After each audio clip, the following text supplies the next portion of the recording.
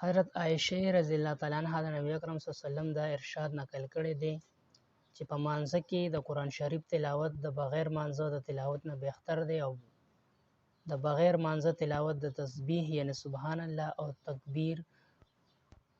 یعنی الله اکبر نه بهتر دی، او تسبیح د صدقې نه بهتر دی، او صدقه د روجې نه بهتره ده، او روجه د اور نه د بچ کېدو ډال دی. د تلاوت د ذکرونو نه بهتر کېدل ښکاره دي، ځکه چې د الله تعالی کلام دی، او لومبي معلومه شوې ده چې د الله تعالی د کلام په نورو کلامونو هغه بهتروالی دی کوم بهتروالی چې الله تعالی ته په مخلوق باندې دی.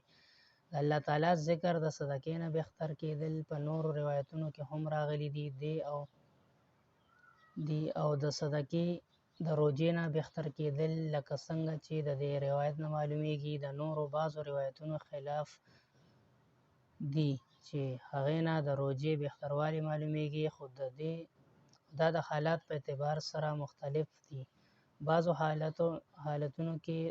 روجه بهتر ده او بعضو کې صدقه. دغه شان د خلکو په اعتبار سره هم مختلف دي. بعضې خلکو دپاره روجه بهتر ده، او هر کله چې روجه د اور نه د بچ کېدو ذریعه ده چې د هغې درجه په دې روایت کې د ټولو په آخره کې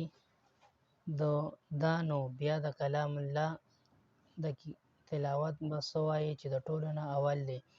صاحب احیا یعنی امام غزالی رحمت الله علیه د حضرت علی کرم الله وجهه نه نقل کړي دي